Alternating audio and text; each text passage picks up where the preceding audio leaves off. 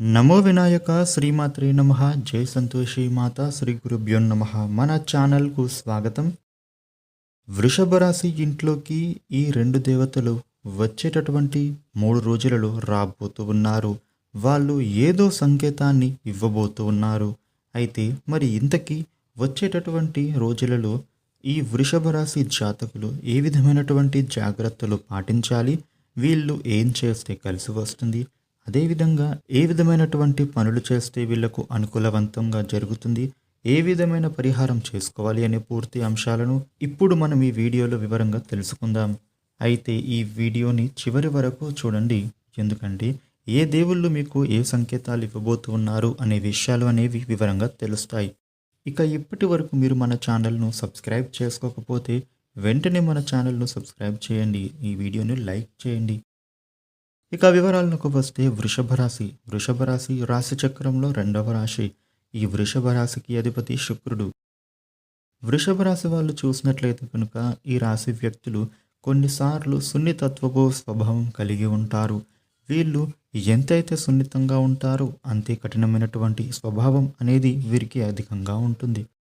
వృషభ రాశి వాళ్ళు ఇతరులకు మంచి చేయడానికి ముందు వెనుక ఆలోచించకుండా వీరు వెనువెంటనే చేసేస్తారు.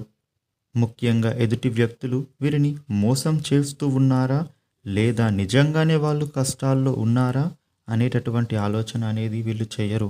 అలా చేయకుండానే అందరికీ హెల్ప్ చేసేస్తూ ఉంటారు.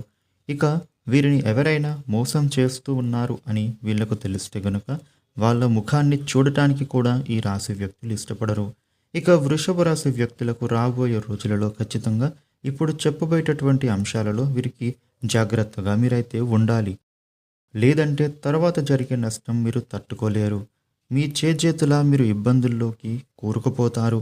కాబట్టి ఈ విషయంలో మీరు చాలా జాగ్రత్తగా ఉండాలి.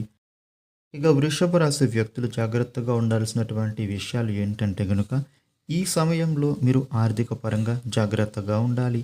ఆర్థిక లావాదేవీలు మీరు జరిపేటప్పుడు మీరు 1-2 సార్లు ఆలోచించి ముందు వెనుక ఎవరు ఉన్నారని తెలుసుకుని ఆ తర్వాతనే మీరు పనులు చేయండి.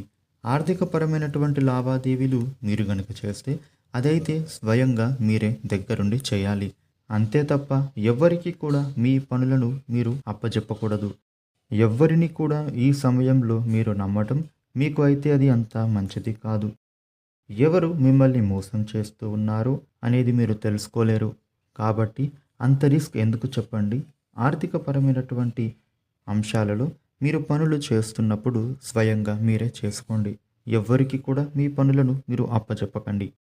ఇక వృషభ రాశి వ్యక్తులు మీరు ఏదైనా వ్యాపారం ప్రారంభించడం కానీ, లేదా ఏదైనా వ్యాపారంలో డబ్బులను పెట్టుబడి పెట్టడం కానీ ఈ సమయంలోనైతే మీరు చేయకూడదు. కొందరు వ్యక్తులు మిమ్మల్ని నమ్మించి మోసం చేసే అంశాలు కనబడుతూ ఉన్నాయి. మీకు ఆశ చూపిస్తారు, అందులో ఫ్యూచర్ బాగుంటుంది, ఈ బిజినెస్ చాలా బాగా గ్రోత్ అవుతుంది అనేటటువంటి మాటలు చెప్పి మిమ్మల్ని నమ్మిస్తారు.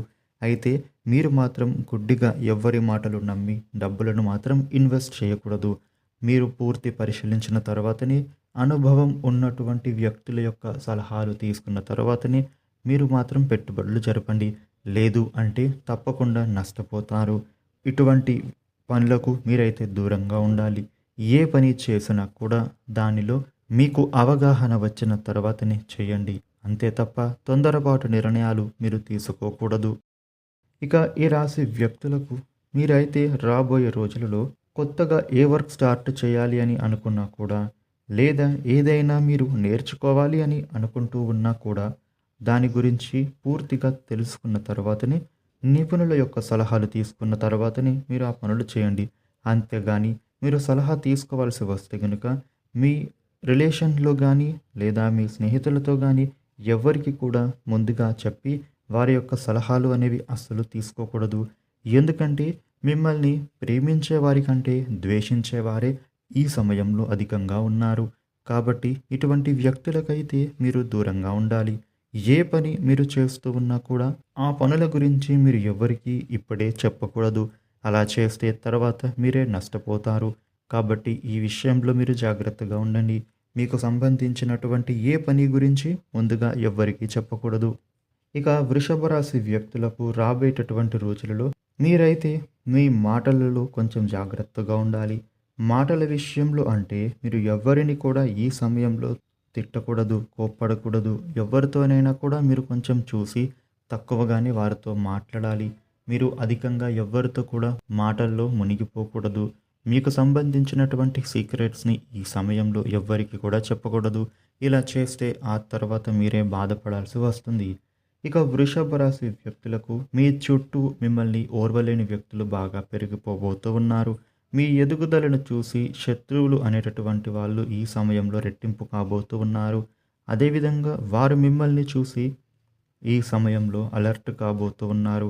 మీ సక్సెస్‌ని చూసి ఓర్వలేక ఏడుస్తూ ఉంటారు. అటువంటి వ్యక్తులను మీరు ముందుగానే పసిగట్టి అలాంటి వాళ్ళను మీరు దూరం పెట్టండి. అది మీకే మంచిది. లేదంటే వాళ్ళు మిమ్మల్ని ఏదో ఒక విధంగా నష్టపరచాలని చూస్తారు. ఇప్పటికే ఎన్నో ప్రయత్నాలు చేస్తూనే ఉంటారు. అయితే మీరు వాళ్ళ వలలో చిక్కకుండా ఉండటానికే ప్రయత్నించండి.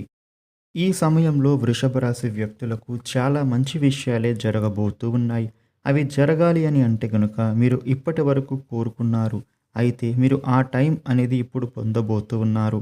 ఇక ఎవరైతే మీ పనులు జరగడం లేదు అని ఇంతవరకు ఇబ్బందులు పడుతూ ఉన్నారో, బాధపడుతూ ఉన్నారో, మీరు అయితే ఇప్పుడు ఆ బాధల నుండి బయటపడగలరు. వృషభ రాశి వ్యక్తులకు ఈ సమయంలో జరగబోయే శుభవార్తలు ఏంటంటే కనుక కోర్టు పరంగా ఏదైనా తీర్పు కోసం మీరు ఎదురు చూస్తే కనుక ఇప్పుడు సమయం అనేది మీకు అనుకూలంగా మారింది. మీకు న్యాయం జరిగే అవకాశం కనబడుతూ ఉంది. ఇక ఎవరైనా దూర ప్రాంతాలకు వెళ్ళాలి అన్నా, ట్రావెలింగ్ చేయాలని ఆలోచన చేస్తూ ఉంటే వాళ్ళకు ఇప్పుడు సమయం అనేది దొరుకుతుంది. మీరు మీ కుటుంబ సభ్యులతో గానీ, లేదా బంధువులతో గానీ, లేదా స్నేహితులతో గానీ కలిసి ఏదైనా విహారయాత్రకు వెళ్ళే అవకాశం కనబడుతూ ఉంది. ఇక వివాహానికి సంబంధించి కూడా మీరు అయితే ఒక శుభవార్త వినే అవకాశం కనబడుతూ ఉంది. మీకు మంచి సంబంధం కుదిరే అవకాశం ఉంటుంది. 90% ఇలా జరగడానికి ఛాన్సెస్ కనబడుతూ ఉన్నాయి. ఇక సంతానానికి సంబంధించిన గుడ్ న్యూస్‌ని మీరు వింటారు. ప్రేమ వివాహానికి సంబంధించిన శుభవార్త వింటారు. మీ ప్రేమను మీ కుటుంబ సభ్యులు అంగీకరిస్తారు. ఇక ఈ సమయంలో మీ మైండ్ ఇప్పుడు ప్రశాంతంగా ఉండేలా చూసుకోండి. ఎటువంటి దురాలోచనలు అనేవి చేయకండి. మీ మైండ్ అనేది పాజిటివ్‌గా ఉండేలా చూసుకోండి. ఈ సమయంలో మీరు మీ కులదైవాన్ని కావచ్చు, లేదా మీ ఇష్టదైవాన్ని కావచ్చు, ప్రతిరోజు పూజ చేయండి. ఇక కుదిరితే ప్రతిరోజు ఆలయానికి వెళ్ళడానికి ప్రయత్నించండి. ఇక దీనితో పాటు ఈ రాశి వ్యక్తులు మీ ఆరోగ్యం ఏదైతే ఉంటుందో దాన్ని కాపాడుకోవాలి. ఆరోగ్యమే మహాభాగ్యం. ఆరోగ్యం ఎంత బావుంటే మనం అంత గొప్ప పనులు చేయగలుగుతాము. కాబట్టి ఆరోగ్యాన్ని కాపాడుకోండి. ఇక వృషభ రాశి వ్యక్తులు మీ ఇంటికి ఇద్దరు దేవుళ్ళు వస్తున్నారు అని చెప్పాం కదా! అవునండి. మీ ఇంటికి సాక్షాత్తు అన్నపూర్ణాదేవి మీ ఇంట్లోకి రాబోతూ ఉంది. ఈ వృషభ రాశి వ్యక్తులకు మీ ఇంట్లో కిచెన్ ప్రదేశంలో ఒక పరిహారం చేయండి. అలా చేస్తే ఖచ్చితంగా ఆ శివ పార్వతుల యొక్క అనుగ్రహం అనేది మీ మీద ఉంటుంది. అది ఏంటంటే గనుక కిచెన్ ప్రదేశంలో అన్నపూర్ణాదేవి నివాసం ఉంటుందని అంటారు కాబట్టి, అన్నపూర్ణాదేవి సాక్షాత్తు పార్వతీదేవియే కదా! పార్వతీమాత ఎక్కడైతే ఉంటుందో మహాశివుడు కూడా అక్కడే ఉంటాడు. కాబట్టి పార్వతీ పరమేశ్వరుల అనుగ్రహం కోసం మీరైతే ఈ పరిహారం చేసుకోండి. ఇక ఈ పరిహారం అనేది మీరు రాత్రి సమయంలో మాత్రమే చేయాలి. అయితే మీరు మీ కిచెన్‌ని శుభ్రం చేసుకోవాలి.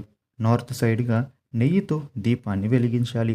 ఆ దీపం వెలిగించేటప్పుడు ఎవ్వరు కూడా మిమ్మల్ని చూడకూడదు. అయితే ఈ దీపాన్ని మీరు ఎవ్వరు చూడకముందు వెలిగించాలి. ఈ దీపం ఎలా వెలిగించాలి అంటే గోధుమ పిండిని ఒక ప్రమిదలా చేసి అందులో నెయ్యి పోసి 2 వత్తులు వేసి దీపం వెలిగించాలి. మీ కోరిక ఏంటో చెప్పి అమ్మవారికి చెప్పుకొని దండం పెట్టి ఆ రోజు పడుకోవాలి. మరుసటి రోజు ఉదయాన్నే తలస్నానం చేసి ఆ దీపం కొండెక్కిన తర్వాత తీసేసి ఆ గోధుమ పిండితో చేసినటువంటి ఆ ప్రమిదను ఏదైనా చెట్టు మొదల్లో పెట్టేయాలి. అయితే ఈ దీపాన్ని వెలిగించేటప్పుడు మీ కోరిక ఏంటో చెప్పుకోవాలి. ఇలాంటి పరిహారం చేస్తే ఖచ్చితంగా మీకు మీ కోరికలు అనేవి త్వరగా నెరవేరుతాయి. ఇలా చేయడం కారణంగా పార్వతీ పరమేశ్వరుల యొక్క అనుగ్రహం అనేది మీ మీద ఉంటుంది. అప్పుడు ఖచ్చితంగా మీ జీవితం అనేది సుఖమయంగా మారుతుంది. చూసారు కదా! ఈ వీడియోను లైక్ చేయండి, షేర్ చేయండి. ఇలాగే మరిన్ని వీడియోలు తెలుసుకోవడం కోసం మన ఛానల్‌ను సబ్స్క్రైబ్ చేయండి.